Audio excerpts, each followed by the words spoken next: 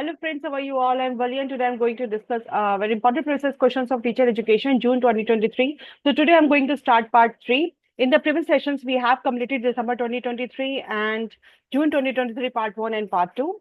So the question is, identify the correct statement. ये जो statements आपको दी गई हैं, आपको इसके according बताना है correct statements आपकी कौन सी हैं. तो फर्स्ट है teaching as a profession has been notified by NCTE. बिल्कुल ठीक बात है. एनसीटीई के थ्रू जो टीचिंग था एज अ प्रोफेशन नोटिफाई किया गया था. Teaching as a profession has been notified by NCERT. NCERT ने ये बात नहीं कही थी. एनसीईआरटी किसकी रिस्पॉन्सिबिलिटी लेता है? टेक्स्ट बुक्स की, सिलेबस की.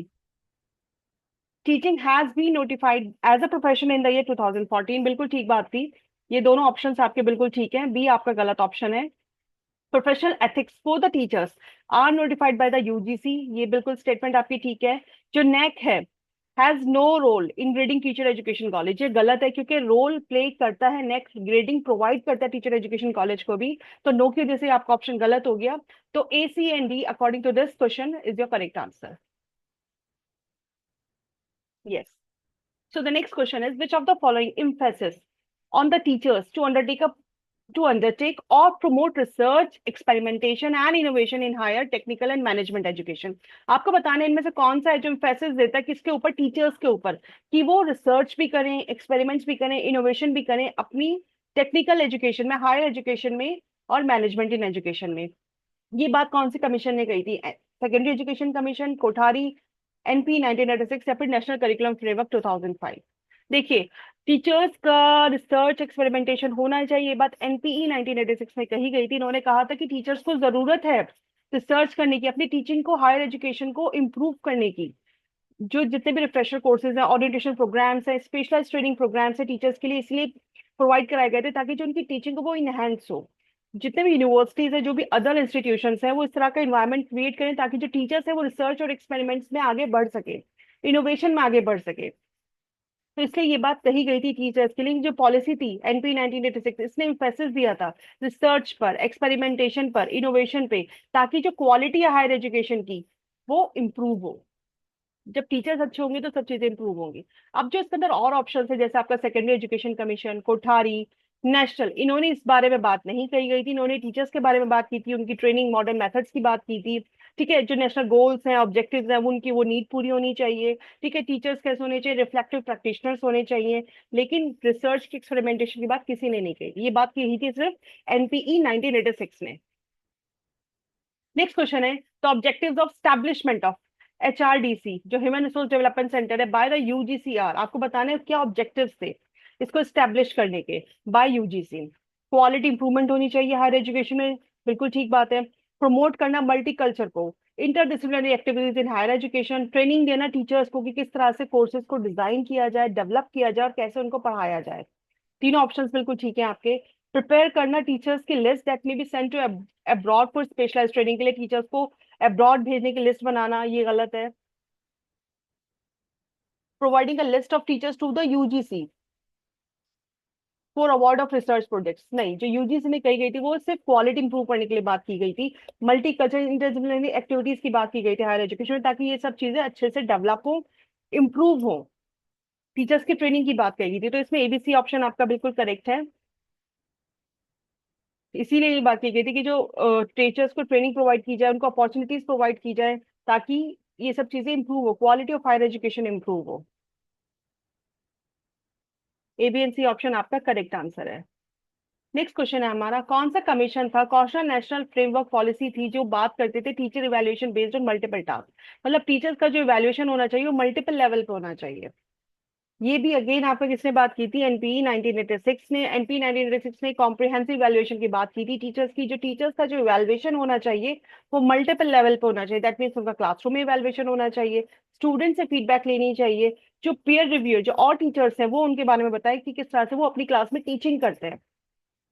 इससे क्या होता था, जब आपको पीयर रिव्यू मिलेगा, स्टूडेंट फीडबैक मिलेगा, क्लासरूम को ऑब्जर्वेशन मिलेगी, तो पता चलेगा टीचिंग किसकी, क्या उनका मेथड है पढ़ाने का, बच्चों को समझ में आ पा रहा है कि नहीं पा रहा है, दूसरा उनके साथ कैसे उनके आपस में रिलेशंस हैं. तो इन सब चीजों को हमें इन सब चीजों के बेसिस पे पता चल जाता है. तो ये बात हमें किसने कही थी?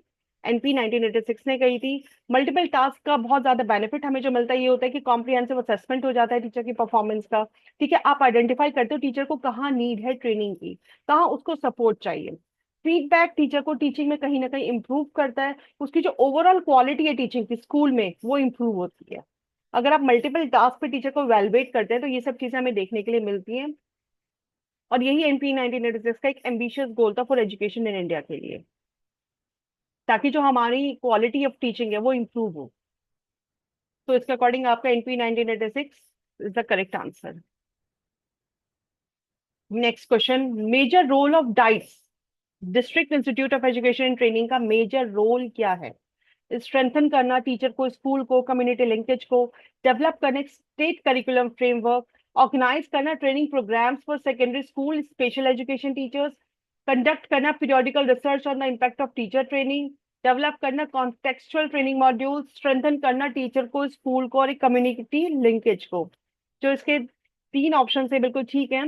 ये वह काम डाइट्स नहीं करते, ट्रेनिंग प्रोग्राम सेकेंडरी स्कूल की और करिकुलम फ्रेमवर्क का काम भी डाइट्स नहीं करती। एक स्मॉल स्केल बॉडी होती है, जो इसका मेजर रोल होता है वो यही होता है कि किस तरह से इन सबको स्ट्रेंथन कर पाए, कैसे धीरे धीरे जो टीचर्स स्टडी कर रहे हैं उसको कंडक्ट कर पाए, पीरियोडिकल रिसर्च को कि उनके टीचर ट्रेनिंग में क्या उसका इफेक्ट आ रहा है, और कॉन्टेक्चुअल ट्रेनिंग मॉड्यूल्स बनाए जाते हैं टीचर्स के लिए।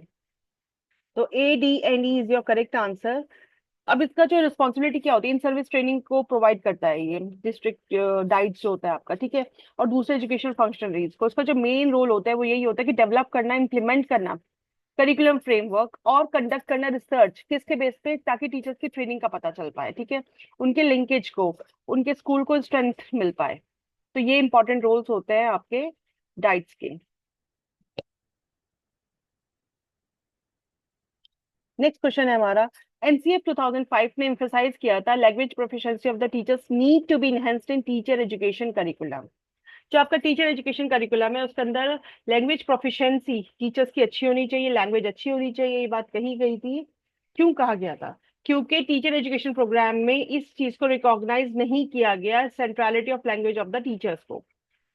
क्यों? देखिए, जो एनसीएफ था वो एक कॉम्प्रिहेंसिव डॉक्यूमेंट था करिकुलम डेवलपमेंट का, पीडागोजी का, ठीक है। अब इन्होंने लैंग्वेज प्रोफिशिएंसी की बात क्यों कही गई थी एनसीएफ 2005 में? क्योंकि जो लैंग्वेज है वो प्राइमरी मीडियम होता है बच्चों को पढ़ाने का, इंस्ट्रक्शन करने का, कैसे आप एजुकेशन को डिलीवर करना है अपनी क्लास के अंदर। टीचर्स का जो कम्युनिकेशन होना चाहिए वो बहुत अच्छा होना चाहिए कि किस तरह से वो अपने आइडियाज को, अपने कंसेप्ट को, अपने इंस्ट्रक्शंस को क्लियरली बच्चों के पास डिलीवर कर पा रहे हैं। सो लैंग्वेज प्रोफिशिएंसी में कैसे वो अपने थॉट्स को एक्सप्लेन कर पाएंगे, कैसे कॉम्प्लेक्स कॉन्सेप्ट्स को समझा पाएंगे बच्चों को, जो बच्चों की क्वेरीज होंगी उन्हें अच्छे से कैसे ले सकते हैं। लैंग्वेज की बात सिर्फ कम्युनिकेशन के लिए नहीं होता कि आप बच्चों के साथ कैसे अंडरस्टैंड कर पा रहे हैं चीजों को, आप कैसे पढ़ा पा रहे हैं, आप कैसे खुद समझ के चीजों को सामने वाले को डिलीवर कर पा रहे हैं। This is very important. आपके अंदर कितनी कैपेबिलिटी कि आप चीजों को सॉल्व कर सकते हैं, आप कैसे अपनी क्लास के अंदर की इंक्लूसिव इन्वायरमेंट को मेंटेन कर पा रहे हैं, आप कैसे प्रॉपर एक प्रमोट कर पा रहे हैं होलिस्टिक डेवलपमेंट को। प्रोफेशनलिज्म और ग्रोथ के लिए आपकी लैंग्वेज बहुत इंपॉर्टेंट होती है कि कैसे आप क्लास में एक इफेक्टिव इन्वायरमेंट बना पा रहे हैं। तो first option is your correct answer. Next question which is the last question in our class, आपको अरेंज करना है सीक्वेंशियल ऑर्डर में।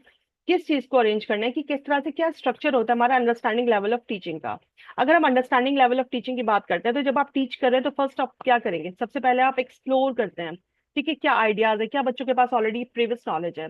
फिर आप क्या करेंगे, फिर आप प्रेजेंट करेंगे, जो आप कंटेंट जो आप पढ़ाएंगे क्लास में उसको आप प्रेजेंट करेंगे। प्रेजेंट करने के बाद आप बच्चों के आइडियाज के साथ नई नॉलेज को कनेक्ट करेंगे, एसिमिलेट करेंगे।